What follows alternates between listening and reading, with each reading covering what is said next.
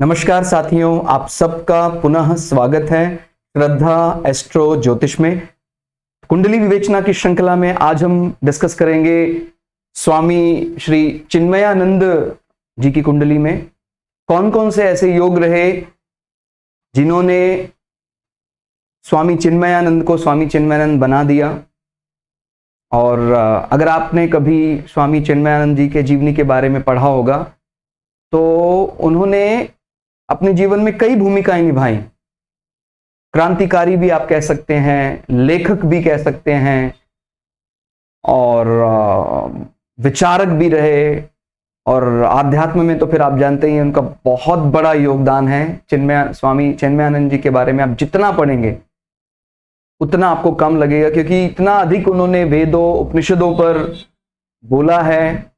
ना सिर्फ बोला है, उन्हीं के प्रयासों के कारण ही उपनिषदों को बहुत सरल भाषा में एक आम व्यक्ति को समझाने की जो भाषा है वहां तक उसको पहुंचाया गया। और आपको ये भी पता होगा आगे जो चिन्मया मिशन की स्थापना हुई वो भी चिन्मयानंद जी की प्रेरणा से हुई। तो आइए हम कुंडली में देखते हैं कौन कौन से ऐसे योग हैं जो कहीं इस प्रकार का धर्म, मोक्षा, उपनिषदों की चीजें उनको प्रेरित करते हैं। सामान्यतः जब भी हम कोई महान विभूति का चार्ट देखते हैं, मैं आपको यहां एकदम याद दिला रहा हूं, वहां पर मोक्ष राशियां और मोक्ष भावों का बहुत बड़ा योगदान होता है, जिससे एक जनसाधारण भयभीत होता है, डरता है। मोक्ष राशियों को यानी 4, 8, 12 राशियों को, 4, 8, 12 भावों को कई ज्योतिषविद इसीलिए प्राय अच्छा नहीं मानते हैं कि भाई तू संसार से तो विरक्त हो जाएगा। लेकिन हम शायद भूल रहे हैं हमारा जो वास्तविक, हमारा जो लक्ष्य है वो तो वही है कि हम किस लिए आए हैं। तो उसके लिए बड़ा बोल्ड होना पड़ता है। उसलिए संसार से हमें जो हमारी लोक रीतियां चली आ रही हैं, उन लोक रीतियों को भी कई बार हमें छोड़ना पड़ता है, त्यागना पड़ता है, तब जाकर कहीं हमें वो जो ब्रह्म है उसका आत्म साक्षात्कार होता है। तो इस प्रकार की चीजें समझनी है कि कैसे 4, 8, 12 राशियां जो संसार की दृष्टि से जो भय फैला रखा है कुछ, वो 4, 8, 12 राशियां और भाव ही वास्तव में हमें मुक्ति का सुख प्रदान कर सकते हैं। आप जानते हैं वृश्चिक लग्न, जब भी कभी आप चार्ट देखेंगे तो सबसे पहले लग्न पर विचार करते हैं, भाई क्या लग्न मिला। वृश्चिक लग्न जो ज़ोडिएक, जो भौचक्र की 8वीं राशि है। आप जानते हैं 8वीं राशि का मतलब गुप्त, रहस्य, कुंडलिनी जागरण। इस प्रकार का जब भी चर्चा होती है तो बिना वृश्चिक को लाए वो चर्चा पूरी नहीं हो सकती है। ठीक हो गया।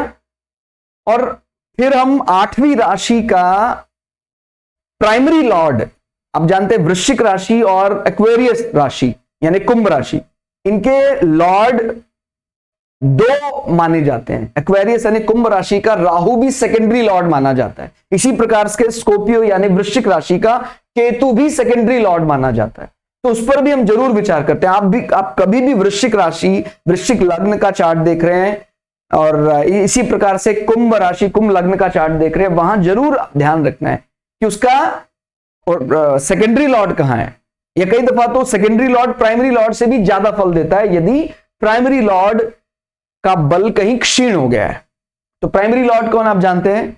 वृश्चिक लग्न एक प्रकार का गुप्त पराक्रम, मंगल का विषय है। और इसका सेकेंडरी लॉर्ड भी केतु वहीं जाके बैठ गए हैं मंगल के साथ। ठीक हो गया। कर्क राशि में मंगल हम अपने माता के हिसाब से थोड़ा कमजोर मानते हैं, थोड़ा कम अच्छा मानते हैं, और वहां साथ में डिटैचमेंट प्लैनेट केतु भी बैठा हुआ है। ठीक हो गया। और क्योंकि एग्जीक्यूशन पिता भाव से है तो स्वामी चिन्मयानंद का बाल्यकाल में, यानी जब वो एक संसार में थे, क्योंकि जैसे कोई व्यक्ति संन्यास ले लेता है तो फिर हम एकदम अलग जीवन हमारा हो जाता है। हमारा क्या पहले माता पिता उन सब चीजों का फिर कोई संन्यास के लिए ज्यादा अर्थ नहीं रह जाता है। ठीक हो गया।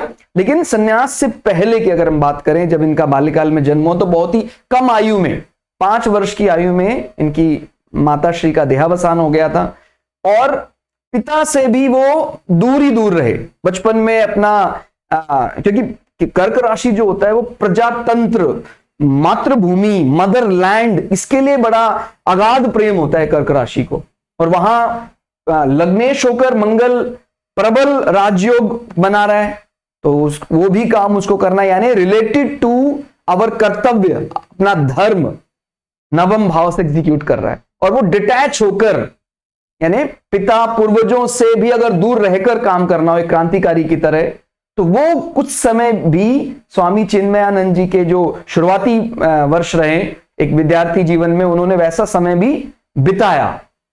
तो सबसे पहले हम क्या देखते हैं, लग्न, लग्नेश, चंद्र, चंद्रेश, क्योंकि कर्क राशि में स्वराशि का चंद्रमा है, तो वो बल भी, यानी सबके साथ हमें मिलकर बर्ताव करते हैं।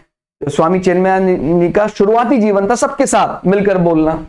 लेकिन इमेज कैसी बनती है, वृश्चिक जैसी इमेज बनती है।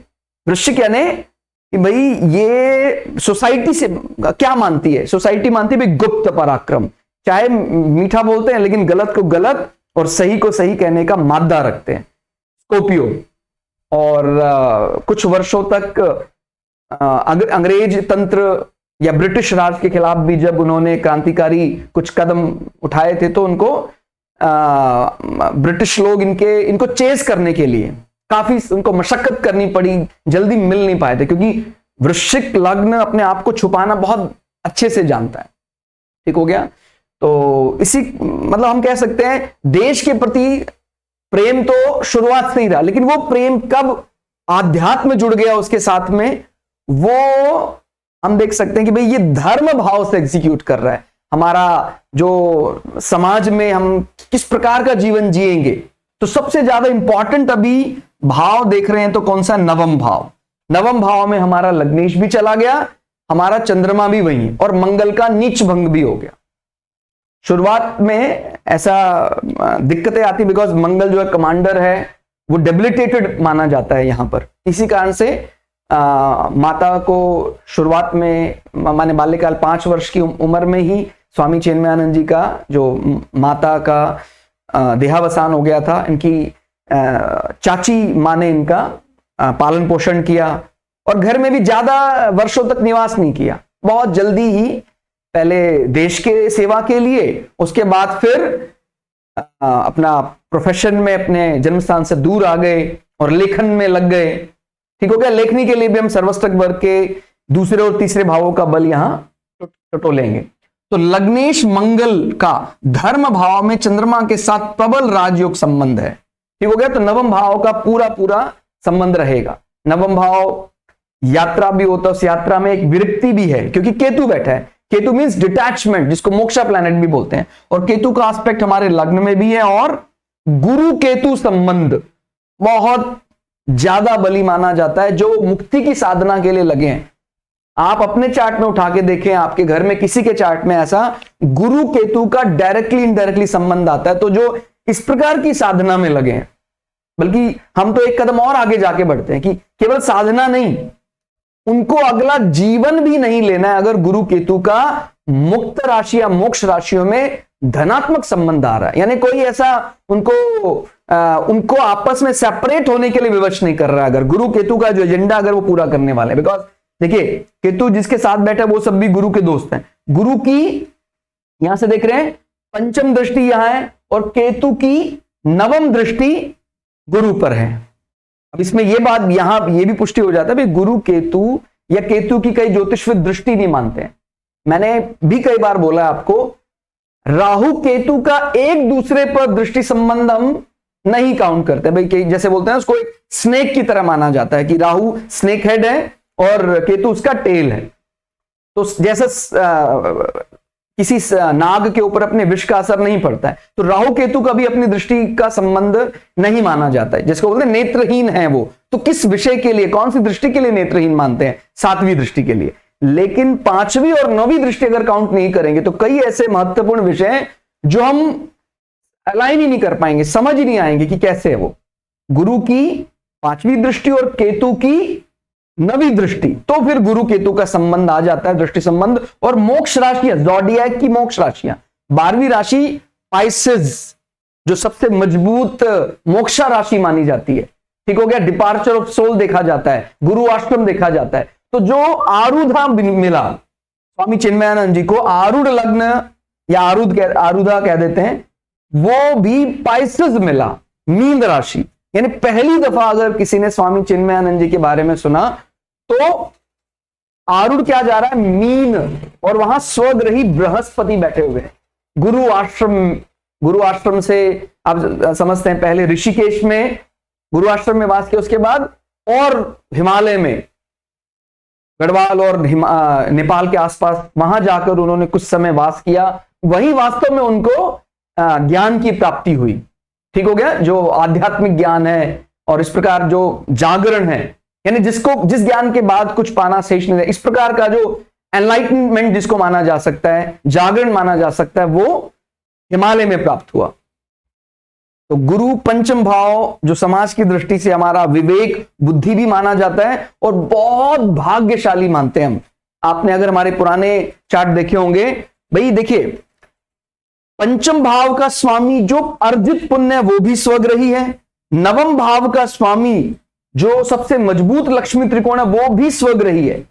मैंने अपनी कई पुरानी वीडियो में बताया था, ऐसा कोई भी जातक, कोई भी चार्ट आप देखें जहां पहले भाव का स्वामी, पांचवें भाव का स्वामी, नवें भाव का स्वामी, इन तीन में से कोई एक भाव का स्वामी भी अपने घर में बैठा है, तो लक्ष्मी त्रिकोण, हम अगर उनके साथ रह जाए तो हमारा भाग्य भी जाग जाएगा। तो ये स्वामी चिन्मयानंद जी के चार्ट में दिखाई देता है। पांचवें भाव का स्वामी स्वग्रही, नवें भाव का स्वामी स्वग्रही, 1, 5, 9 लक्ष्मी त्रिकोण माने जाते हैं। यानी वो जो चीजें दिखती हैं कि भाई इतनी सरलता से प्राप्त हो गई, वो उन्होंने अपने पूर्व जन्म में ही अर्जित किया हुआ है। 1, 5, 9 से देखते हैं हम। लक्ष्मी यानी सरलता से प्राप्त करना। विष्णु हाउस, इसके लिए हमें बहुत ज्यादा एफर्ट करने पड़ते हैं, यानी बहुत कम आयु में ही स्वामी चिन्मयानंद जी को एक सही मार्ग मिल गया था। ठीक हो गया। तो गुरु का केतु और केतु का गुरु संबंध। फिर हम आगे बढ़े, लग्नेश और चंद्रमा का मोक्ष ग्रह केतु के साथ संबंध। तो केतु को वैसे एक डिजिग्नेशन मिला हुआ है कि अगर कभी कहें कि मोक्षा ग्रह कौन सा है, मोक्षा भाव तो 12वें भाव को कहते हैं, 8वें भाव को कहते हैं, 4थे भाव को कहते हैं, और इनमें सबसे मजबूत 12वां भाव ही माना जाता है। अब मोक्षा ग्रह कौन सा है, केतु ग्रह माना जाता है। तो वो लग्नेश और चंद्रेश को प्रभावित कर रहा है। तो हमेशा ही हमारे धर्म में भी मुक्ति साधना, इस प्रकार का डिटैचमेंट हमेशा रहेगा। मतलब अपना पूर्वजों का, पिता का, उस बल का कभी भी समाज में दिखावे के लिए कोई प्रयोग नहीं किया। प्रतिष्ठित परिवार में जन्म हुआ था स्वामी चिन्मयानंद जी का, और माने जब क्रांतिकारी कुछ समय के लिए रहे थे, उस समय जरूरत पड़ने पर उस क्षेत्र के राजा के साथ भी स्वामी चिन्मयानंद जी के परिवार ने वार्तालाप की थी, और इस कारण से उन पर अंग्रेजों का कोई ज्यादा वो नहीं रहा। उसके बाद कुछ समय के लिए वो प्रसुप्त रहे, और फिर भारत को, तब तक आजादी का समय आ गया था, तो फिर उन्होंने अपनी उस ऊर्जा को भारत को दूसरे रूप में आजाद करने के लिए लगा दिया कि भाई अंग्रेजों से तो आजादी मिल गई। स्वामी चिन्मयानंद जी के जीवनी में कभी आप पढ़ेंगे तो अंग्रेजों से तो 1947 में आजादी मिल गई। उस समय उनके मन में क्या रहा, अब जो समाज में अलग अलग प्रकार की कुप्रथाएं, कुरीतियां हैं, उनसे आजादी कैसे मिलेगी। तो ये उनके मन में हमेशा प्रश्न उठता था। और उनकी लेखनी बहुत कमाल की थी। वो कुछ समय के लिए नेशनल हेराल्ड में उन्होंने एक अच्छे पद पर लेखक के रूप में, राइटर के रूप में काम किया था, और बहुत बढ़िया लेखनी थी उनकी। ठीक हो गया। क्योंकि जब भी कर्क की बात आती, कर्क यानी जो सीधा मन पर असर डालते हैं। भाई चंद्रमा का अपना खुद का घर है, तो चंद्रमा तो वैसे बोलते हैं किसी को शत्रु नहीं मानता, लेकिन फिर भी थोड़ा तो बायसिंग होती है कि भाई मेरा स्वयं का घर है। तो चंद्रमा जो कहता है, चंद्रमा कर्क राशि जब भी कुछ कहता है वो सीधा मन पर असर डालता है। ठीक हो गया। चतुर्थ का स्वामी अष्टम भाव में कर्क राशि में नीच का मंगल माता के जीवन को प्रभावित करता है। जैसे हमने बोला बाल्यकाल में जो इनकी वास्तविक मां थी, हालांकि मां तो सभी होती हैं जो हमारे पालन पोषण करती है, वो भी मां का दर्जा, लेकिन जो बायोलॉजिकल मदर जिन्होंने इनको जन्म दिया था स्वामी चिन्मयानंद जी को, उनका बाल्यकाल में ही, जब बहुत छोटे थे स्वामी चिन्मयानंद जी, तब उनका निधन हो गया था, इनकी माताश्री का। ठीक हो गया। अब अगर बात करते हैं सर्वस्तक वर्ग, जैसे हमने बोला था सर्वस्तक वर्ग चार्ट भी हम कोशिश करेंगे शामिल करने का। सर्वस्तक वर्ग चार्ट में तीसरा, चौथा और छठा भाव लग्न से परम बली दिखाई देते हैं। हालांकि सर्वस्तक वर्ग के जो बिंदु हैं उनको चंद्रम कुंडली से भी एनालाइज करना जरूरी होता है। अब देखते हैं एक बार सर्वस्तक वर्ग में तीसरा भाव, ठीक हो गया, 35 पॉइंट मिल रहे हैं। और फिर चौथा भाव भी काफी बली है। चौथा भाव जो हमारा भवन भाव भी कहते हैं, हमारा रियल एस्टेट, हमारी मदरलैंड के प्रति आगाध श्रद्धा, तो वो सब हम चौथे भाव से देख रहे हैं, ठीक हो गया। यहां पर भी 35 सर्वस्तक वर्ग पॉइंट, यानी सर्वस्तक वर्ग का मतलब दूसरे ग्रह और दूसरे भाव उस पर्टिकुलर भाव को कितना सपोर्ट करने की मुद्रा में है। अगर सर्वस्तक वर्ग चार्ट में किसी भाव को भाव रेखा बिंदु बल 25 मिल जाता है, 25 भी मिल जाता है, तो हमारे लिए वो सेटिस्फैक्ट्री है, भाई पास हो गया। और कहीं वो 28 हो गया तो गुड है, फिर उसको अच्छा ही मानना है कि उससे संबंधित हमें अपने को कोई दिक्कत आने वाली नहीं है। और कहीं 30 हो जाए तो फिर हम उसको गुड से भी उच्च श्रेणी में मानेंगे, वेरी गुड। और अगर कोई रेयर है भाई 38, 39, 35, तो फिर ये उसके लिए बहुत बढ़िया माना जाता है, ठीक हो गया। सर्वस्तक वर्ग में तीसरा भाव, चौथा भाव और यहां उच्च का सूर्य बैठा हुआ है, ठीक हो गया। और ये चंद्र कुंडली से अगर आप देखें, ये हमारा स्टेटस हाउस है, यानी हमारा जो ऑफिस है वहां पर हमारे अनुसार, क्योंकि चंद्र कुंडली का मतलब हम स्वयं क्या मानते हैं, हमारे अनुसार हमारे ऑफिस में हमें प्रतिष्ठा सूर्य के समान मिले। सूर्य तो आप जानते हैं वो राजा है, और जब भी बड़े अधिकारी देखे जाते हैं वो सूर्य के समान माने जाते हैं।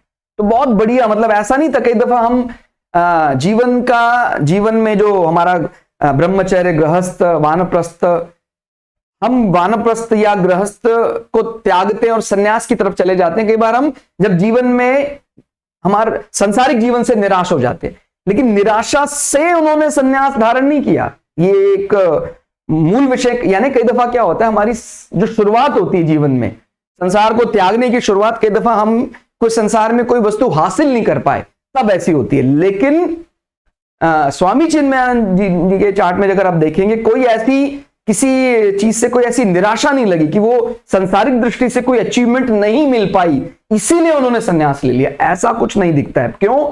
चंद्र कुंडली से दशम भाव बहुत बली है। सूर्य यानी पूरा अधिकारी, बॉस का पूरा साथ। अगर आप उनकी जीवनी पढ़ेंगे, ऋषिकेश में भी जब स्वामी चिन्मयानंद जी संन्यास से पहले गए थे, तो वो अपना एक कार्य ही करने गए थे, ऑफिस के काम से ही वहां गए थे, और बॉस ने पूरा उनको साथ दिया कि भाई इतने दिन आप वहां रहे, आपको जो इस प्रकार संन्यास जीवन को समझने गए थे, वास्तव में भाई साधु जीवन, संन्यास जीवन कैसा होता है, लेकिन वो समझते समझते स्वयं ही सन्यासी हो गए। तो बॉस का पूरा, यानी सीनियर्स का, बॉस का अथॉरिटी हमेशा साथ मिला। चंद्र कुंडली से सूर्य एक्सॉल्टेड मानते हैं हम, मेष राशि में सूर्य उच्च का होता है, और सर्वस्तक वर्ग में भी फुल सपोर्ट है। लग्न से क्या है? लग्न से 6th हाउसेस, किसी भी प्रकार की कंपटीशन ओवरकम करना, कोई भी हमारे सामने कोई बाधा, अगर आप इनके जीवनी में पढ़ेंगे, एकदम मतलब जैसे बोलते हैं गुरु परीक्षा लेते हैं, तो स्वामी चिन्मयानंद जी भी स्वामी चिन्मयानंद बनने के लिए उन्होंने बहुत मेहनत की। यानी पहले ऋषिकेश से उनको पहली आज्ञा मिली कि आप नेपाल के पास हिमालय में उनकी तलाश में जाएं जो आपको गुरु दीक्षा देंगे। तो वो कई दिनों तक पैदल यात्रा करके वहां पहुंचे जहां उनको डेस्टिनी जाना था। फिर उनकी एक प्रकार से कह सकते हैं अग्नि परीक्षा के रूप में उन्होंने बोला कि नहीं, मैं आपको नहीं सिखा सकता हूं, फिर से आप ऋषिकेश जाइए। एक कोई सामान्य जन होता तो फिर वो कह देता कि नहीं, मेरा तो, क्योंकि अगर कंपटीशन ओवरकम हाउस हमारा कुंडली में कमजोर होता है तो व्यक्ति ज्यादा जुझारू नहीं होता है। लेकिन जब हमारा कंपटीशन ओवरकम हाउस में एक्सॉल्टेड सन है, तो वहां पर जुझारूपन कैसा है? सन के समय, मतलब राजा के समान, कि नहीं अब करना है तो करना ही है। फिर दोबारा वापस ऋषिकेश आए। ऋषिकेश में फिर उनके गुरु ने समझाया कि वो आपको परीक्षा ले रहे हैं एक प्रकार से, कि आप कितने ज्यादा डेडिकेटेड हैं उस ज्ञान के लिए, मुक्ति साधना के लिए। और फिर वो प्रसन्न होकर दोबारा गुरु के पास गए और ऐसा शिष्य उनको मिला जैसा शिष्य उनको शायद पहले ना मिला हो। तो इतने महान शिष्य उनको मिल गए स्वामी चिन्मयानंद जी के रूप में। तो ये हम अटैच करके देख पा रहे हैं, लग्न से 6th हाउस और चंद्र से 10th हाउस। और तीसरा भाव हमारा लग्न से क्या बताता है, हमारी फॉर्मल टॉक, हमारी लेखनी कला में। तो तीसरे भाव में राहु बैठे हुए हैं। राहु यानी किसी भी प्रकार बहुत डिप्लोमैट बोलने वाले, कोई भी ऐसे, क्योंकि जब वो पत्रकार रूप में रहे या लेखक रूप में रहे तो उनको पूरा, उनके पास लेखनी कला के एकदम माहिर, एक्सपर्ट, तीसरा भाव। और चौथा भाव क्या होता है, मातृभूमि, मन पर राज करने वाला। तो प्रजा बहुत स्नेह करने लग जाती है। अगर आप इनके बारे में और पढ़ेंगे, स्वामी चिन्मयानंद जी के बारे में, तो जब उन्होंने बीड़ा उठाया कि नहीं, मुझे संसार में उस ज्ञान की लौ जगानी, उस ज्ञान को सिर्फ मुझे अपने तक सीमित नहीं रखना है, तो जब वो हिमालय से नीचे अपने गुरु की आज्ञा लेकर उतरे, तो पहला उन्होंने जो एक डिस्कशन कह लें आप उसको, या वेदांत चर्चा कह लें उन्होंने की, तो पहली चर्चा उन्होंने की, बहुत ही कम लोग उस चर्चा को सुनने आए थे। पहली चर्चा में मुश्किल से 4 या 5 लोग थे, लेकिन उसके बाद फिर वो सिलसिला वो बढ़ता ही चला गया, हजारों फिर लाखों तक वो ज्ञान पहुंचना शुरू हो गया। तो वो चीज हम कहां से कनेक्ट कर सकते हैं भी, कहीं ना कहीं हमारा तीसरा भाव भी और 14 भाव, यानी सुन लिया एक बार तो फिर वो हृदय पे राज करने लग गए। ठीक हो गया। तो यानी हृदय से प्रेम करना भी हमारे, एक तो होता भी हमारा गुरु के उसमें एक अनुशासन, एक होता है गुरु के लिए अगाध स्नेह, समर्पण। तो ये अनुशासन एक अलग विषय है, लेकिन चतुर्थ भाव मां का भाव माना जाता है। तो जब हम किसी के प्रति एक आत्मीयता भी, जुड़ावपन मन से महसूस करने लग जाते हैं, तो वो चौथे भाव से देखा जाता है। हंसी में ही वो बातें बता देना, वैसे भी कर्क राशि की ये विशेषता है कि कोई कठिन विषय भी होगा तो हंसी में ही वो कठिन विषय आपको समझा देंगे। तो ऐसा स्वामी चिन्मयानंद जी का भी संवाद रहा कि जब भी कोई ऐसा, चाहे भगवत गीता का बहुत कठिन या उपनिषदों में बहुत कठिन विषय रहा हो, तो बहुत सरलता से, और यही चिन्मया मिशन ने आगे उन्हीं की प्रेरणा से, उन्हीं के विचारों से आगे किया कि कैसे उस उपनिषदिक विषय को मॉडर्न लैंग्वेज में कैसे कन्वर्ट करके उसको एक उपनिषद गंगा के रूप में टीवी में टेलीकास्ट किया। तो कहीं ना कहीं वो जो संबंध है, टेलीकास्ट करना, इंटरनेट, टेलीकम्युनिकेशन, उसमें राहु का बड़ा महत्व है। यानी हमारे चार्ट में यदि कोई इस प्रकार का प्लैनेट बहुत बली है, तो हम जब भी कोई चीज कन्वे करेंगे तो उसमें वो पर्टिकुलर प्लैनेट और उसके कारक बहुत बड़ी भूमिका निभाएंगे। ठीक हो गया। तो स्वामी चिन्मयानंद जी की ही प्रेरणा से आगे चलकर उपनिषद गंगा बनी, और इसी प्रकार का कि भाई कोई आधुनिक व्यक्ति भी उन्हीं की भाषा में, उन्हीं की लैंग्वेज में उनको समझाया जाए कि उपनिषद क्या बात बताता है। तो हम बहुत आभारी रहेंगे कि इनके माध्यम से वो ज्ञान सरल जन तक पहुंचा। जो कठिन भाषा, जो कुछ कठिन शब्द, वेद के क्लिष्ट भाषा, संस्कृत में भी कुछ बहुत गूढ़ संस्कृत है, वो सामान्य जन नहीं समझ सकता। एक तो होता भी मैं संस्कृत का, अगर मान लो कोई कहता है मैं संस्कृत का टीचर हूं, लेक्चरर हूं, वो भी वेद के कठिन श्लोकों को इतनी सरलता से नहीं समझ सकता। आप भगवत गीता में भी हमने यही सीखा है, आपने पढ़ा है, भगवत गीता भी जब हम पढ़ते हैं बार बार पुनरावृत्ति करते हैं और कुछ अलग ही अर्थ समझ में आता है। तो वो अर्थ श्लोक जल्दी देते नहीं है, वो उन्हीं को देते हैं। यानी श्लोकों में भी शक्ति, वो तभी अपना अर्थ खोलेगा जब कोई व्यक्ति उसको भक्ति, आदर, सम्मान, पवित्रता से पढ़ेगा। नहीं तो आप उसको अगर एक चालाक दृष्टि से पढ़ना शुरू कर दें, भगवत गीता या वेद उपनिषद अपना अर्थ ही छुपा लेंगे, आपको कभी अर्थ ही समझ में नहीं आएगा। तो यहां पर बहुत ज्यादा समर्पण, भक्ति, इन विषयों की आवश्यकता है, बजाय कि आप बहुत चतुर हैं, चतुर बुद्धि आपकी है, आपका न्यूरॉन ऑर्डर बहुत तेज है, वो चीजें यहां कम काम आती हैं। आपका समर्पण, आपका भक्ति, आपकी पवित्रता, ये ज्यादा काम आती है। ठीक हो गया। तो जीवन में लेखक, पत्रकार, क्रांतिकारी, धर्म विचारक का प्रभाव रहा। तो इनके जीवन में लेखक तीसरे भाव में, सब प्रकार की लेखनी, इंग्लिश भाषा के जरिए जब उन्होंने ये बीड़ा उठाया था कि हम उस ज्ञान को आंग्ल भाषा में लोगों तक, जन जन तक पहुंचाएंगे, तो शुरुआत में कई जगह विरोध भी हुआ कि भाई ये कैसे आप ऐसा कर रहे हैं। तो उन्होंने कहा कि भाई आम जन जो भाषा समझता है उनकी भाषा में ही वो ज्ञान उनको सिखाया जाए। तो ये बीड़ा उन्होंने उठाया। तो यहां पर हम एक बात और समझ सकते हैं, हम कभी भी राहु केतु को बुरा नहीं समझेंगे। स्पेशली राहु के लेकर मन में कई ऐसी भ्रांतियां आती है। भाई अगर राहु अपने शब्दावली, अपने शब्दों में फॉरनर्स के शब्दों का भी उपयोग करके उस वेदांत दर्शन को सरल कर देता है, तो मेन मकसद तो हमारा वही है कि भाई उस दर्शन को, उस वास्तविक ज्ञान को उन साधारण भाषा में समझाया जाए जो वो भाषा समझता है। तो उसमें इस प्रकार से कोई ऐसा मनमुटाव नहीं करना कि भाई नहीं, उनको गुरु की ही भाषा में बोलना चाहिए था, मीन्स बृहस्पति की भाषा में बोलना चाहिए था, ऐसा कुछ नहीं है। अगर साधारण जनमानस बृहस्पति की भाषा नहीं समझ पा रहा है तो उनको राहु की भाषा में समझाना आना चाहिए। यही एक अच्छे शिक्षक की विशेषता है। ठीक हो गया। तो तीसरा भाव, चौथा भाव और छठे भाव का बल, जीवन में लेखन, पत्रकार, क्रांतिकारी, धर्म विचारक का प्रभाव। बहुत प्रेम होता है अपने मातृभूमि के प्रति। कर्क राशि वालों का तो एक विशेष है क्योंकि ज़ोडिएक का चतुर्थ भाव होता है। चतुर्थ भाव मींस मदरलैंड। और फिर हम लग्न से मोक्ष भावों और भौचक्र की मोक्ष राशियों का स्वामी संबंध, वो मैं आपको पहले भी कई बार बता चुका हूं। जब भी कोई चार्ट आप देखेंगे, आप ये जानना चाहते हैं भाई कितना मोक्ष संबंध, कितना बली दिखाई देता है, तो बस आप ये देख लीजिए कि भाई मुख्य, ये तो थंब रूल है, ये सब पर लगेगा करीब करीब, कि भाई ज़ोडिएक की 4, 8, 12 राशियां यानी कर्क, वृश्चिक और मीन, और जो लग्न अपने को मिला है तात्कालिक लग्न, उस लग्न का 4, 8, 12 भाव, उनके भावेश कैसा संबंध बना रहे।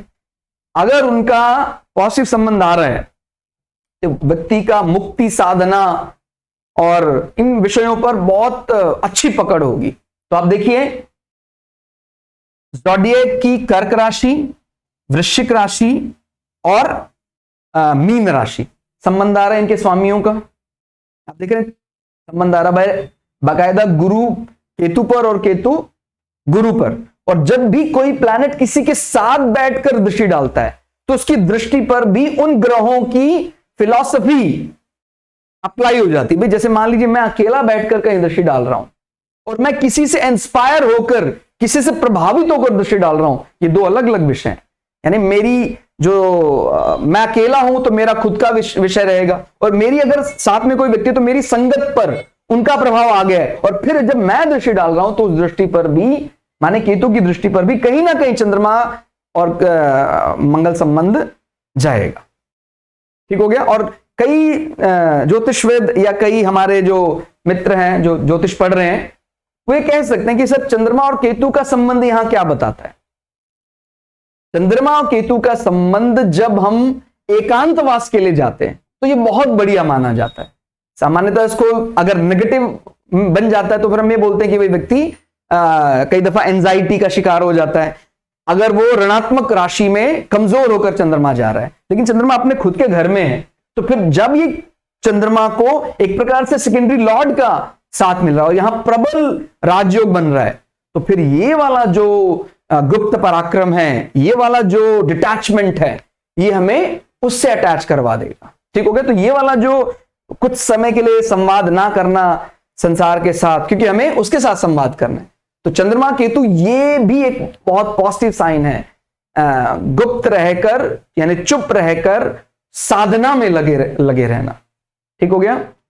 नेक्स्ट इज मोक्ष राशियों में गुरु केतु का दृष्टि संबंध जैमिनी पद्धति अनुसार मंगल आत्मकारक पर आमात्य कारक गुरु की दृष्टि।